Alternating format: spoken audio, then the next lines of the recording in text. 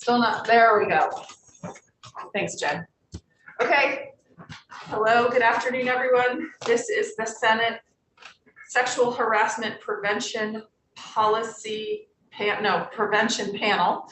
And we are going to go over a draft of policy that was devised by the House.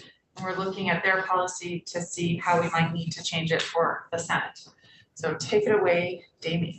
Great, thank you. For the record, Damien Leonard, Legislative Counsel. Because we're limited on time, I'm going to go fairly high level, but feel free to stop me with questions.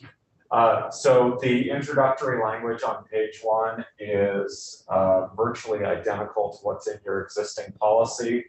It just describes the policy of the Senate to have a working environment free from sexual harassment and the background related to the Senate and House panels and who the policy sets standards for, which is senators and staff of the Senate. The next section here defines and gives examples of sexual harassment. So sexual harassment is a form of sex discrimination. It can be based on sex, sexual orientation, or gender identity. It is illegal under both state and federal law, and employers are obligated to ensure that their workplace is free from sexual harassment under those laws. And then it means unwelcome advances, requests for sexual favors, and other conduct of a sexual nature when it's either made explicitly or implicitly a term or condition of employment, or the conduct is used as a component of the basis for employment decisions. This is what's known as quid pro quo, this for that, sexual harassment, or the conduct has the purpose or effect of unreasonably interfering with an individual's work or of creating an intimidating, hostile, or offensive working environment. This is all from the existing policy, with minor changes in the wording here. The biggest change, just worth mentioning, is that the House took out the word performance after work. So instead of interfering with someone's work performance, it's interfering with someone's work. The reasoning behind that is that if you have someone whose work does not suffer as a result of the sexual harassment for whatever reason, they shouldn't be held to a different standard than someone else whose work does suffer if they're both experiencing the same conduct. So it focuses it on the conduct, not necessarily the reaction of the individual. They are Seems to be unfair. yeah, That'd be a test. we have to measure it. Right. Yes. Her daughter painted the ceiling, so she just wanted to take a quick peek. Oh, okay. So examples of sexual harassment are listed on the next page. We've gone through these before, so I think I will move past them unless there are questions. The next gives a general summary of reporting and responding to sexual harassment. And this is where we really start to depart from the existing policy, which starts to get into the procedures of the panel at this point. And for those of you who are joining us on YouTube or viewing this video later, the background is that this is separating the policy from the rules of procedure for the panel. The panel is working on the policy now, and at some date in the future, we'll work on a new rules of procedure document. So what this provides is that persons who believe that a regulated individual, meaning a senator or a member of the Senate staff, has sexually harassed them, or who have witnessed behavior by a regulated individual that they believe is a violation of the policy, have a range of options for resolution under the policy. They can identify the objectionable conduct to the individual who engaged in it and ask them to stop. And then the note in here is that they are not required or expected to do so. And there's no expectation that they will do that before pursuing other options. The next is that they can contact the appropriate panel. And this reflects that while this is the policy for the Senate, it could be an instance where a member of the House has harassed a member of the Senate, or a member of one of the offices that is not attached to either chamber has harassed someone else who belongs to one of the chambers. And there is a chart at the end that sets out jurisdiction of the panels, which will help people figure out where to file a complaint. The next says to contact a supervisor. An employee of the General Assembly may contact the employee's supervisor regarding any conduct that the employee believes may be a violation of this policy, regardless of whether the individual engaging in that conduct is a regulated individual. Supervisors have a legal obligation to provide a work environment free from sexual harassment and to take immediate and appropriate action to ensure that sexually harassing conduct does not continue. This reflects that supervisors for many employees are often their first point of contact. And the supervisors are charged under law with ensuring, if they're aware of ongoing behavior, making sure that it stops to the extent that they can. Obviously, there are a lot of different people moving through the building, and the ability of a supervisor to control someone who, for example, is a third party from outside the building may be extremely limited, but this allows the supervisor to attempt to take reasonable steps. Likewise, the Office of Legislative Human Resources. This says a person may contact the Office of Legislative Human Resources regarding any conduct that the person believes may be a violation, regardless of whether the individual engaging in that conduct is a regulated individual. And again, Legislative Human Resources has a legal obligation to ensure that the General Assembly is a work environment free from sexual harassment and to take immediate and appropriate action. One thing worth noting here is, again, supervisors and human resources do not have authority over the members of the chambers. So their reasonable and appropriate action would likely be to, for example, refer the case to this panel because they don't have authority to take further action if it's an employee who approaches them. But that they are in here because they both serve as resources, and in certain instances, for example, with an employee, human resources has a very clear obligation to address an employee-to-employee conduct or to take action to protect an employee. Can I ask a question about that? Yeah. So thank you for saying that, because this was something that Secretary Bloomer and I talked about. So does it need to be stated explicitly that they don't have that authority, or is it implied? Or is it somewhere in the jurisdiction? It is not stated explicitly in here. I think it's something that certainly is understood within the building, but it may be something that would be worth clarifying at some point, whether it's in this draft or a future draft, but stating that, what this states is that they have an obligation to take immediate and appropriate action, which really just means reasonable steps. Mhm. Those reasonable steps, though, they cannot, for example, change the committee membership or assignment of a member or discipline a member. Mhm. So the reasonable steps may be referring it to this committee and asking this committee to look into the complaint. Okay, because especially when it talks about human resources, that's when it seemed pretty definitive that they were supposed to do something, and John and I were curious about what that might be when it related to a legislator. So yeah, it may be worth spelling that out. One thing to note too is what's reasonable and appropriate. yeah,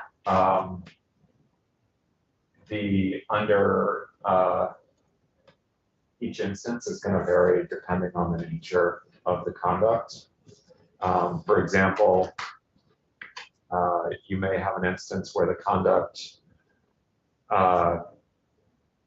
where the individual engaging in the conduct may not be aware of the impact of what they're doing. right. And so it may be more of a chance to just have a quiet conversation with them. And in other instances, clearly it'll be potentially much more egregious and require a more serious panel process or something like that.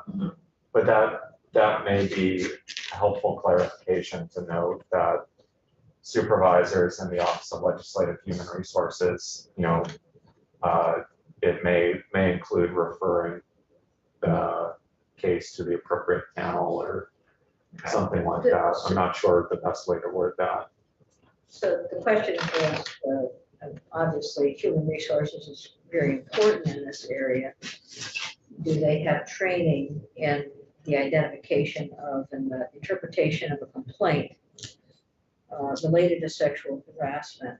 And just trying to sort out who's going to be making contact with human resources over and above a particular panel, or, I mean, and at what stage someone has made a complaint to the panel and the panel says, no, this is not a case of sexual harassment.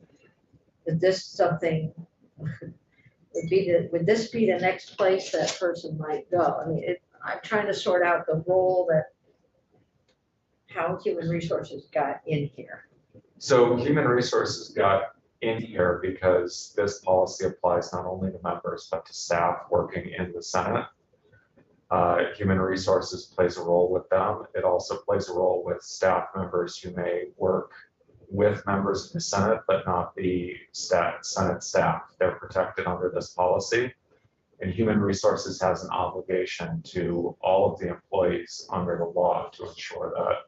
Is there a separate sexual harassment complaint process then for members of the staff? I'm gonna go back, I'm trying to remember my. So the process is the same. A It's person who always the believes that they've experienced sexual harassment from a regulated individual that this panel has jurisdiction over, can contact any member of this panel and ask for either advice or an informal resolution or a formal resolution to that complaint. And the resolution may be, and it is sometimes, that the complaint is dismissed because what's being complained about is a personality conflict or perhaps unpleasant behavior, but it's not something that falls within the definition of sexual harassment. So there are certainly cases that are going to come up where that's going to be the case, and there are going to be other cases where maybe it falls into a gray area and the panel has a question of whether it's appropriate to take action or whether it's appropriate to be dismissed, and that can be a little bit more fact intensive.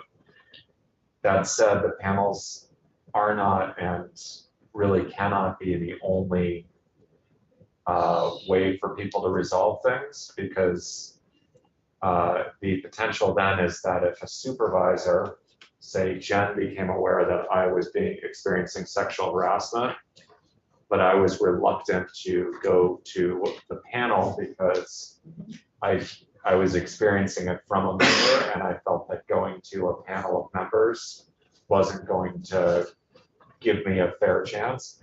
Jen still has an obligation as my supervisor, once she becomes aware of that, to ensure that I don't continue experiencing it.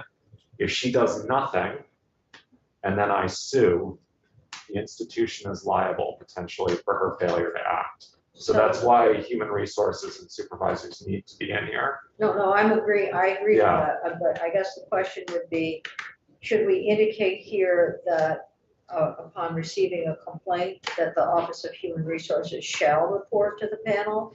Or So Jeannie, I think some of it's in the procedure. The sort of like steps that are taken are in the procedure. Yeah, and it may not be appropriate or necessary in every case for human resources to report to the panel.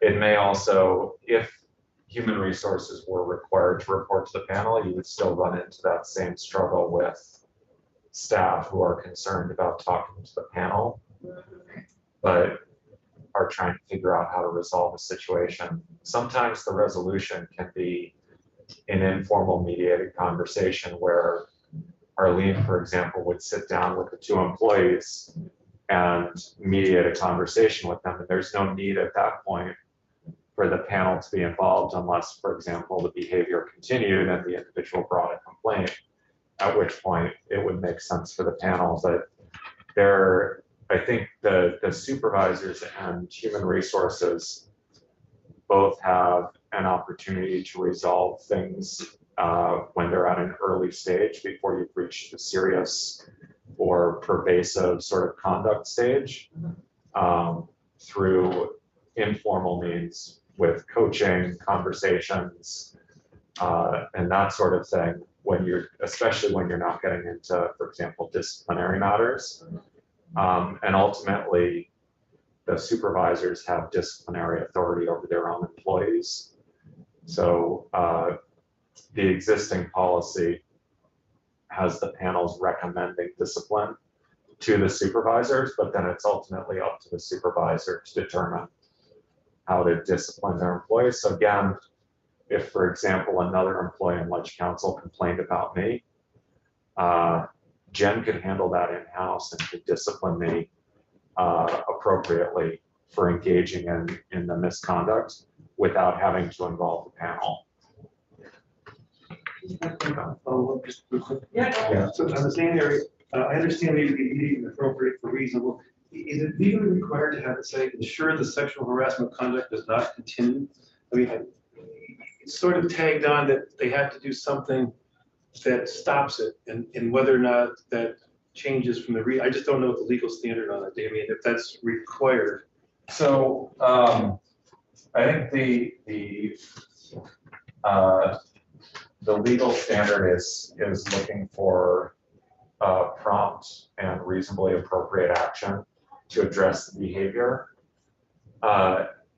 Ensuring that it does not continue might be, I think in this case, it was meant to be aspirational, but there are instances where you can take reasonable steps and it doesn't prevent the behavior from continuing for whatever reason, or the behavior reoccurs. The only reason because the sentence says it creates a legal obligation to ensure it doesn't continue when you read the whole thing. It seems to me that that's beyond what the legal standard is, but once again, I would agree, because what the courts are looking at when they take these cases is, did the employer take reasonable steps that a reasonable employer would take? Not necessarily did the employer prevent any reoccurrence of the behavior, because there are instances where the employer could take all the reasonable steps, Including termination, but it could continue after. right? Or retaliation could occur from someone else on the staff that the employer didn't anticipate that from, or the employer coached the staff saying you can't retaliate against this person even though so-and-so was terminated, and then it occurs anyway. So there are instances, and then that's the employer has the opportunity to show if it ever goes to litigation, that they took those reasonable steps to avoid, liability and continued behavior. So yeah, I think that's a good catch, Mr. Secretary. And So maybe change, are you suggesting changes, so it says an obligation and not a legal obligation, or what was? I'm not sure I had a suggestion. I just thought I didn't interrupt the kind of walkthrough. Yeah, I just think it's kind of a place that somebody at some point should take a look at until it's finally approved, whether it stays or whether it goes like. I think something like to address the conduct instead of to ensure that the conduct does not continue. yeah, I agree. That's probably a more appropriate language. Okay. And it may be worth setting in, I think appropriate and reasonable are interchangeable, but that's you could also say immediate and reasonable, or prompt and reasonable action, depending on how you want to wordsmith that, but.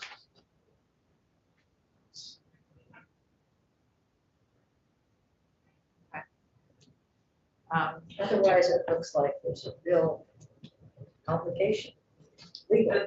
Does a prompt, how do people feel about immediate and appropriate? Prompt, reasonable, immediate, appropriate. Anyone have an opinion about that? That's fine. Immediate and prompt are pretty contentious. Okay. I think a prompt is timely, whereas immediate is like drop everything. So Yeah. prompt maybe more. I kind of like prompt better as well.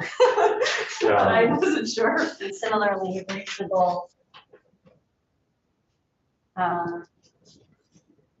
Reasonable seems more objective than appropriate. Not sure. I'm not sure about it. You like appropriate? I don't care. I'm listening to my. I like Digby's new one. I wrote these. Prompt and reasonable? Yeah. Reasonable? Okay. Well, I've been saying immediate and appropriate for so long, I feel like that comes in, rolls off the tongue better, but. Yeah. I think with some of this language, when we were drafting this, we were drawing directly from, for example, like EEOC Yeah. sort of Yeah. guidance documents. And they, sometimes there are better words out there when you start to think about the way the process goes, because oftentimes with this, you hear the complaint and then you take some time with the individual to strategize and discuss and figure out what the next steps are. And sometimes it's what's known as a safety plan, where you're essentially strategizing with the individual about how you're going to address it and what their resources are and so forth. Since we're talking about this section, I do think it would be helpful in some way to say, talk about the authority over legislators. If that, it may be implied or reasonably known in the building, but it did seem like there was more. I just don't want to put HR or a supervisor in the awkward position of thinking they're responsible for legislators' actions. We're totally irresponsible. Hi, Joe. Yeah, I have a note. Does the chair want to hear? Okay, I have a meeting at 1:30. I think a number of people. do. Yeah, I do too, but I think we can Yeah, but this is. speed through. So the next paragraphs, again, just highlight language essentially from our existing policy. It's just been moved around a little bit. That notes that there are other avenues outside of the policy, like which are addressed later on. And that if it's an individual who is or appears to be under 18 years of age, that has to be, there's a mandatory reporting requirement. So There's also at the very end of that last paragraph, there's also an ensure, and that's a little bit of a different change on the privacy. Because I think in the old policy, it was explicit, it was exempt from the public records and all sorts of other, I didn't see it anywhere else. I think that's the only time it sort of talks about privacy, so I just want to highlight that. yeah, that's a good point. Privacy doesn't seem to be as strong in this policy. Well, it may be, I just may not understand it. It is, there's the language from the existing policy, I think, is repeated in the rules of procedure, but that's a good point. That Yeah, it's I actually called think out. it's more appropriate to put it in here, since it's something that's, if we're saying that the documents are not public records, that seems like it should be something the legislature is permanently adopting and just not just Mhm. deciding on its own.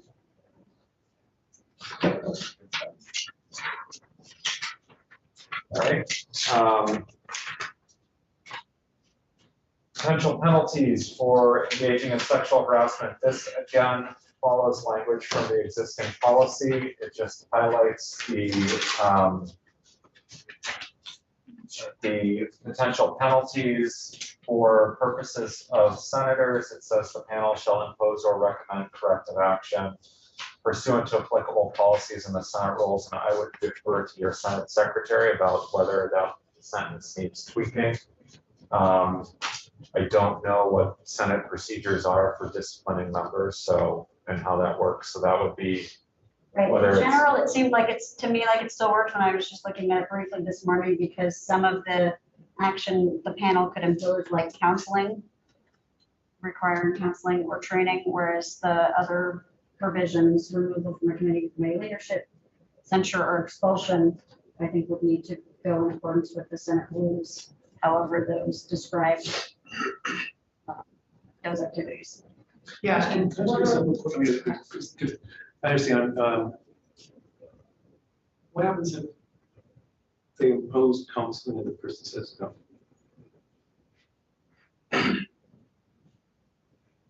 How do they impose it if the person just says no? I just. No, it's a fair question. Because Yeah. usually, I mean, our policy generally works currently so that they make a recommendation to the rules committee, which has, and that isn't, the House is envisioned, I think the House sometimes can impose things, whether they really can or not. Well, I think the House was concerned about having, the sexual harassment prevention panel decide that some kind of corrective action like counseling was appropriate, and then have to retry the whole thing in front of the rules committee to get the rules committee to agree to, or not agree about whether they could impose an action. I think the question of, from a practical standpoint, how do you impose something like counseling? I think that'd be a good thing for us to think about, and what, we're also trying to keep, I think, the universe of who knows about some of these things pretty narrow if it's all being handled kind of out of the public eye with something like counseling as opposed to expulsion. But I think it's a fair question, so let's think about that. Would that belong, the enforcement of the sentence, would that belong in the procedure? We probably, How do you, my understanding with the policy is sort of aspirational kind of override, so everybody can read it. And then the individual panels will have sort of their somewhat, hopefully similar, but probably slightly different rules or how the process works. And Yeah, so- the rest of, I think the rules of procedure really are some kind of the who has to file what with whom by when, and when is the response due, and at what point does the panel do certain things. no, I'm thinking, you could say you can't come back to the Senate till you've had your counseling and you're not getting paid. I mean, how do you do that? You can't do that. We can't do that. So I think maybe that's something we can, John, that we can continue to talk about and get your thoughts on. and in terms of the corrective action about committee leadership, censure, expulsion, that's not something the panel can do Right. independently. Right, so that's why that would be- have to be recommended. That would be a recommended Yeah. pursuant to Senate rules. And this is an area that John and I were talking about earlier, about if this panel makes recommends actions to joint rule, or to Senate rules, or to the committee on committees, because if it's removing from a committee, would have to be, then that probably should be public, like that their recommendation is public, so that it's clear that the panel is making recommendations about penalty. I feel like we talked about it, maybe it was just maybe it's in the rules of procedure that we talked It is in about the it. rules of Something that's procedure, yeah, that would be publicly noticeable. noticeable. Yes. It does get made. So I think the difference between what's in the rules of procedure that the House has adopted and what you were talking about is you were talking about the recommendation potentially being public. Uh-huh. And in the House, it's only if the recommendation is adopted and the individual is actually removed from the committee Oh, that it becomes public. so So but that's really a policy decision, so what do you guys think? I don't think making it public. I think we should wait and look at the procedures. yeah, it may be something to think about while you're Procedures, so. because it's not addressed in here, but that is addressed in the procedures about when do we provide public notice of something. And in the House, it's only if the action is publicly noticeable. So the mere recommendation is not, but the act of saying so-and-so is removed from their committee, that would be very publicly noticeable and there would be questions. So that would be, I'm just thinking about if this panel were to go through the whole process of hearing essentially a case, and we all determine we think that this individual should be penalized in this way, and then we have to recommend it to rules or the committee on committee. And it's all private and they disagree with us and they come to a different conclusion. Is there a reason why we would want our recommendation public if they, Who's the they? the committee on committees or rules? If they come to a different conclusion? I think we discussed this once before and thought, maybe my memory is fuzzy, but the line of demarcation between being confidential and being public was the point where there was an official finding of clear and convincing evidence that a violation had occurred. That seems to be a point where you want to have some kind of public statement. That may just be my opinion now, but I know we discussed this topic before. At what point is there a trigger into releasing this to the public? For me personally, it was at that point where there had been a finding by clear and convincing evidence that a violation had occurred. Everything else after that, you're going to be looking like you've swept something under the rug if you wait until you actually dole out some form of punishment. Exactly, I agree with you, because I think that once this panel has found by clear and convincing evidence that sexual harassment has occurred, and we were to make recommendations about what to do, if it's not public and the rules committee were to decide, oh, nothing really happened, then there would be no public sort of record that this panel found something different. But there's also gradations of what happened. So it could be something less intrusive and less concerning. So it just but if you have someone who is consistently sexually harassing someone, then 3 strikes and you're out. I'm trying to think of a way that there may be some correction that's put in place for someone, and it would only do them a real harm to make it public. I think the procedure does talk about the ability to take that 2 parties can agree to keep everything private and they just sort of work it out without going through the official, right? Am I remembering that I'm correctly? trying to read that. Yeah, there is an option under both the informal process to get an informal resolution, and Yeah. also if there's a preliminary finding of a violation, Right. Okay. the panel can work on a mediated solution. So for example, the mediated solution could be, say it was 2 senators, basically letting the senators know and then offering that option, and then they could sit down at a table with 2 members of the panel and sort of, mediate the solution, whether that's an apology or something else for the behavior, and just resolve it that way so they're both satisfied.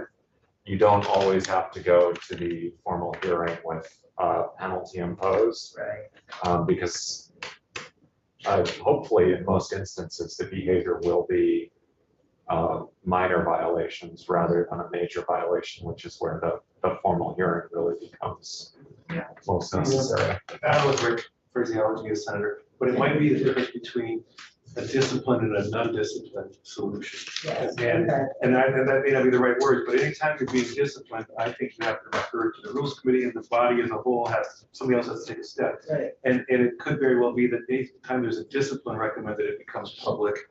And if it's not a discipline, whether it's counseling or what have you, that would be, it may or may not need to be bumped up. If the resolution of some kind is a counseling or a meeting or mediation, then you guys decide. I'm not sure if that's where you want to have the public know, but any discipline has to ultimately come from the body as a whole. You need me? Okay. I'm sorry, I had a couple other edits, so who's gonna take point on doing a new, updated, edited version? You want me to? I don't have much. I don't mind being. I spoke 3 or 4 bills hanging out there. Okay, so you and John, and I will talk, if you guys have other things, please let me know, and I will work with these 2. No, I think the policy piece is great. I really do. Great. Okay. Thank you for your time, Senators.